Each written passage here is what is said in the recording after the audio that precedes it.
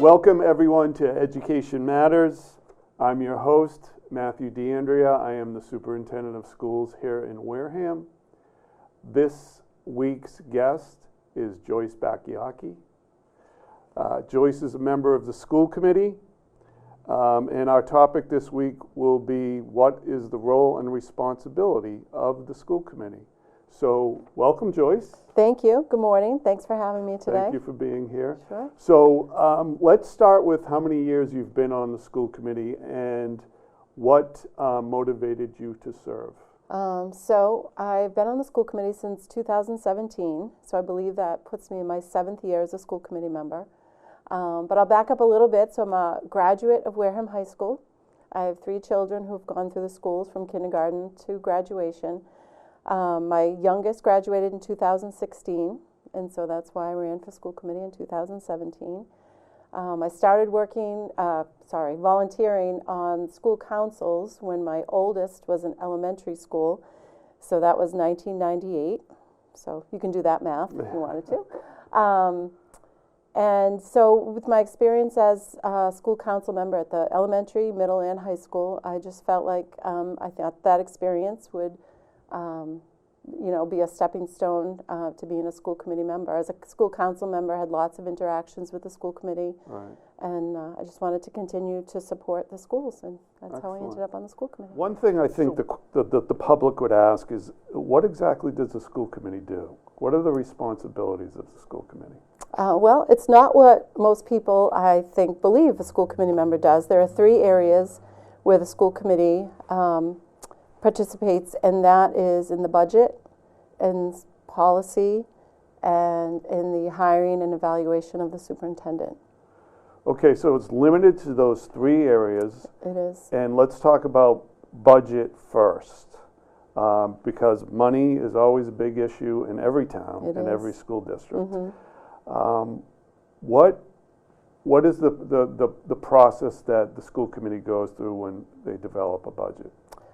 So we have a budget policy advisory committee to the superintendent, and we meet with you and the finance director and others to develop that budget. That then, of course, goes through the approval process with the town.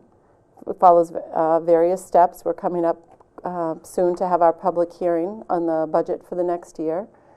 But it's a year-long process, right? So twice a month, we get a report from the finance director, the status of the budget as it stands now, and sometimes transfers have to be made, and so it's definitely a year-long process that the whole school committee participates in.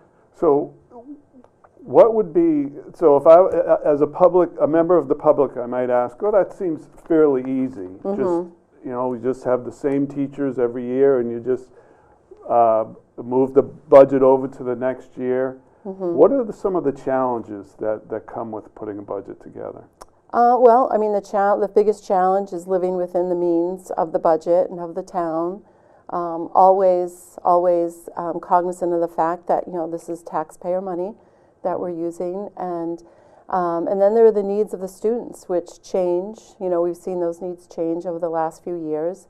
And just making sure that we're taking those resources and using them in the best possible way to service the needs of the students that are in our schools right now. Mm-hmm.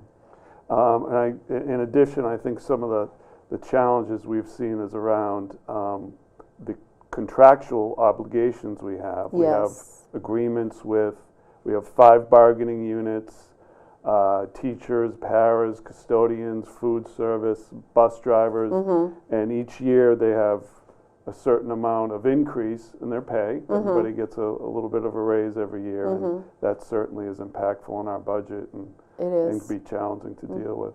And we've also seen our fixed costs rise, just like everyone has seen, utilities, transportation, all of those things. So now, once that budget is set, what is the process to making sure that we stay within the confines of that budget? Again, we rely on our Director of Finance to report to the school committee. And, there are times when we've had to make adjustments to the budget. And that's all done in our public meeting, in our public school committee meeting. Mm-hmm. And then, of course, all that will come back into play the next year when we're developing the budget, reacting to, what those changes had been and making sure that when the budget is developed, that it reflects those changes.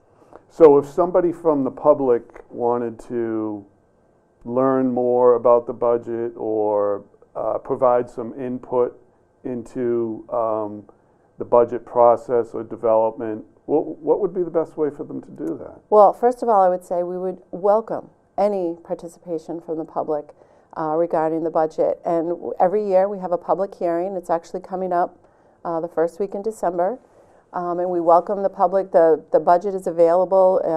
I'm not sure if it's available right now on the website, but it's available to be seen at central office. It will be available that evening. It will be presented, as you know, by yourself and by the Director of Finance. And that is the best opportunity for the public to come and participate in that process. And again, we would welcome that. We welcome any family, any member of the public to attend that hearing. That's great. Yeah. Okay, and now the second area of responsibility is policy. Mm-hmm. So the district has a set of policies, just like every other school district. The school committee has a subcommittee, a policy review committee, which is made up of 2 school committee members, superintendent, and then people from each school, teachers, parents, and also community members. And they meet monthly to discuss policies. Policies are reviewed on a regular basis. Every 4 or 5 years they're pulled to be reviewed, and that is done, and then the policy is brought back to the school committee, the whole school committee, to be approved either with or without changes, and those changes are discussed at the school committee meeting. We also have the ability to introduce new policies as needed, which we have done. But it's important to note that the school committee, we approve the policies, but you carry them out. The practice, the procedures, those are all left to you to carry out how you see fit. The policy is created and amended by the school committee. Right. That I've heard it described as the school committee is the what and the superintendent is the how. What needs to be done compared to how it's completed. Yes. So, yes. And so there is certainly a lot of overlap there. But that's kind of the relationship when it comes to policy with school committee and superintendent. Yes. And then the final piece of the responsibility of the school committee is the hiring of the superintendent. It is. And so I was recently hired a little over a year ago. What is the process? How is that done? So there was a subcommittee was formed of the school committee, and that committee included, again, members of the community, members of the school staff, and that was conducted over several months. Candidates are interviewed, as you know, and visits are made.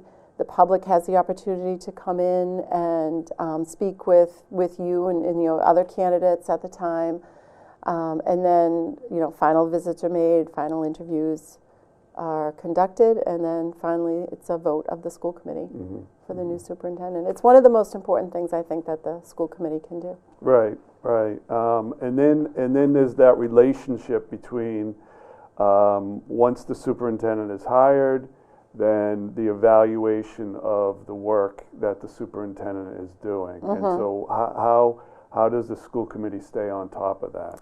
So recently in Wareham, we created a subcommittee of the school committee, an evaluation subcommittee, and I really think that has improved that process. So instead of it just being a once a year, you report to us your own evaluation, and then we create our evaluation. It's more of a conversation over the year, and I really think that has improved the process in Wareham. I appreciate being on that subcommittee, being able to have those conversations with you, all the way from goal setting to the evaluation. And I think that has really, really helped in Wareham.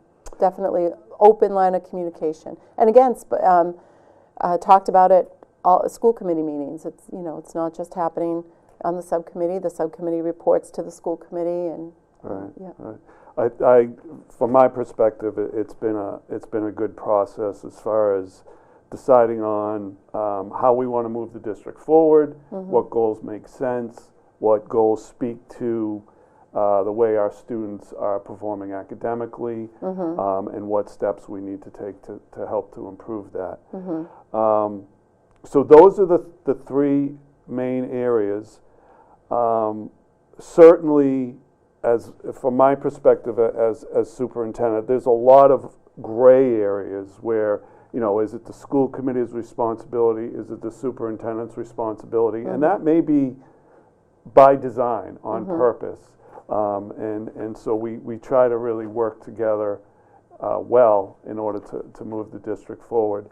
One of the things that I didn't hear as far as the responsibility of the school committee is teachers.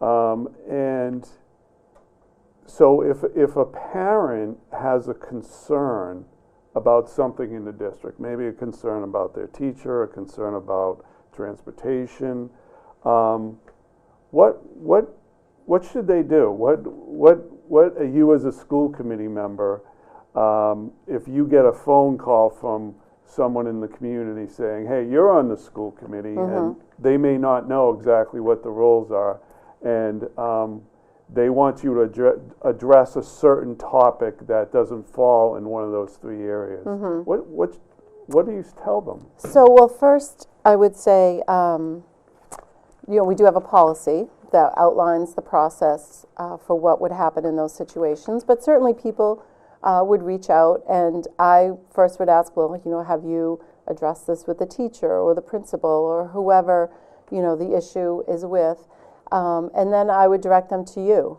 because that would be under your purview.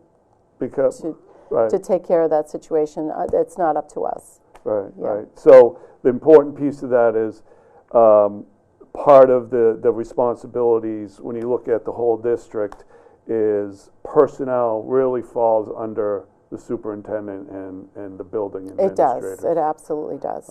Yes. Okay. And as much as we, well, I can only speak for myself, but as much as I want to help people, there really is a process that it goes through, and we really have to. It's important that we follow that process. Yeah. And I think that the final piece of school responsibilities is a very challenging one, and maybe we can talk a little bit about it, and that's negotiations. So we have 5 bargaining units, and typically they sign a 3-year collective bargaining agreement. So every 3 years or so, we're back in negotiations. Yes. What are your thoughts on that? Well, first I would say I really do consider it a privilege to be a part of that. Wareham Public Schools has so many dedicated professionals who work every day meeting the needs of our students. So I really do, whether it's teachers, paras, bus drivers, they all play a part, and it really, really is a privilege to be able to do that. Yeah. Some are more difficult than others, but at the end of the day, we're all on the same team. We all want the same thing. Right. Well, thank you for saying that, because it is, I hear over and over from folks all over about how dedicated the teachers are in this district, all the staff, really, in working with our students and doing what's best for them. So. Yes. I don't know of any other district. Well, I don't know any other district as well as I know Wareham, but we are very fortunate to have the staff that we do, who they truly, truly care about the students. And when you hear students go to other districts, you hear, well, no, it's just not the same. Right. Yeah. Right. Well, Joyce, thank you Oh, for joining me today. sure. Thank you for having me. And thank you, everyone who joined us on WCTV. And we will see you next time when we will talk more about education.